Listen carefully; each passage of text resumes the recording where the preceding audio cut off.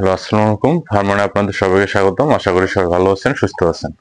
তো graduation complete করার পর যারা আপনারা বেকার আছেন, আমি তাদের উদ্দেশ্যে একটা মেসেজ দিতে চাই। দেখেন ভাই, বাংলাদেশে আপনি হয়তো ভালোই জানেন যে বাংলাদেশে বর্তমানে 4 কোটির উপরে বেকার, এবং এর মধ্যে হচ্ছে 30 লাখ হচ্ছে হাইলি গ্রাজুয়েট পারসন যারা উচ্চশিক্ষিত হয়েও বর্তমানে বেকার আছে।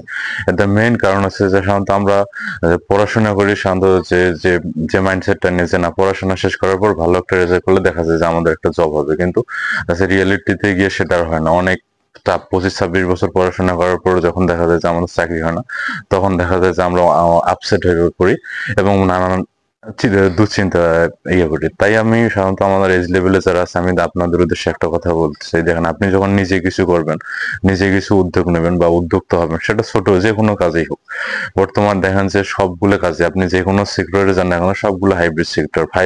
ফার্মিং বলেন, আপনার মনে হন যে কাঁথা সেলাই করে বর্তমানে মানুষ কোটিপতি হইতেছে। তাই আমি সাধারণত আমার এজ লেভেলে যারা আছে, আমি সবসময় আপনাদের একটা সাজেস্ট করি। দেখেন, আপনাদের উদ্যোক্তা হতে গেলে সবাই বলে যে অনেক কিছু লাগে। আমি বলি যে না, তেমন কিছু লাগবে না। আপনার জাস্ট সাহসটা থাকতে হবে আর নিজের প্রতি বিশ্বাস রাখতে হবে যে না, আমার দ্বারা এটা সম্ভব, আমি এটা করতে পারবো।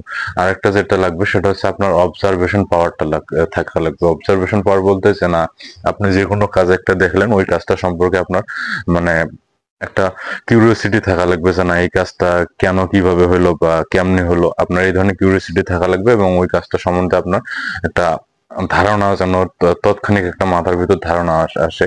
আপনি ফোকাস রাখবেন একটা কাজের উপরে, তাহলে দেখা যায় যে আপনার পরবর্তীতে আপনি এটা অনেক কাজে লাগাইতে পারবেন। আরেকটা সাধারণত যারা সবসময় দেখা যায় যে না, বলে যে না যা পড়াশোনা করছেন আপনি চাকরি করতে হবে, তাহলে ভাই চাকরি সবকিছু না। Education is not for employment. আসলে ভাই চাকরি, শিক্ষা ভাই চাকরি করার জন্য না ভাই। শিক্ষা হচ্ছে হচ্ছে মস্তিষ্ককে জিন্দা করার জন্য।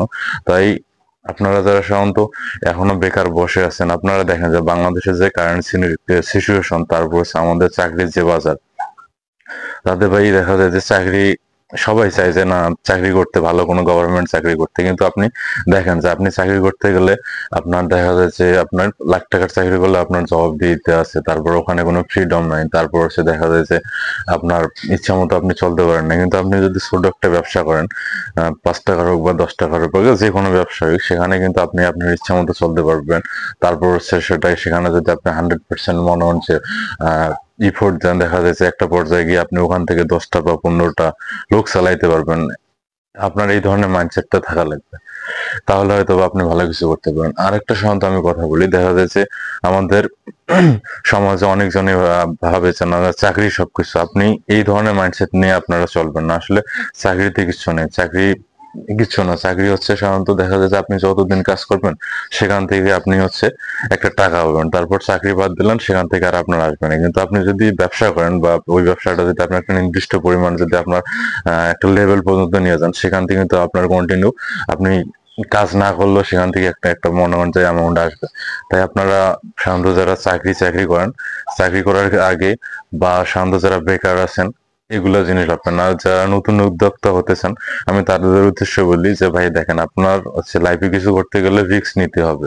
রিস্ক ছাড়া কিছু নাই। Risk is the down payment of success. কারণ আপনার মনে করেন যে রিস্কটা নিতে হবে, আপনাকে অবশ্যই একটা ক্যালকুলেট রিস্ক নিতে হবে যে না, আমি এটা এইভাবে করব। অবশ্যই আপনার প্ল্যান থাকা লাগবে, তাহলে হয়তো আপনি ভালো কিছু করবেন।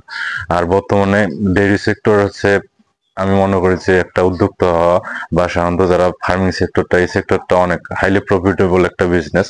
আপনারা সাধারণত যারা এইরকম যে আপনাদের প্ল্যান আছে যে না, আমি চাকরির পেছনে 5, 7 বা 10 লাখ টাকা দিয়ে একটা চাকরি নেব, বা আমি 5-10 লাখ টাকা বা 20 লাখ টাকা দিয়ে আমি বিদেশ যাব, আপনারা দেখেন আপনি দেশে থেকে অনেক কিছু ভালো কিছু করতে পারেন যদি আপনি পরিশ্রম করেন। আপনি যে কাজেই করেন না কেন, আপনাকে পরিশ্রম করতে হবে, গাধার মতো পরিশ্রম করতে হবে, তাহলে ওখান থেকে আপনি ভালো কিছু পাবেন। সবাই ভালো থাকবেন, সুস্থ থাকবেন। দেখা হবে আগামী ভিডিওতে। সে পর্যন্ত আল্লাহ হাফেজ।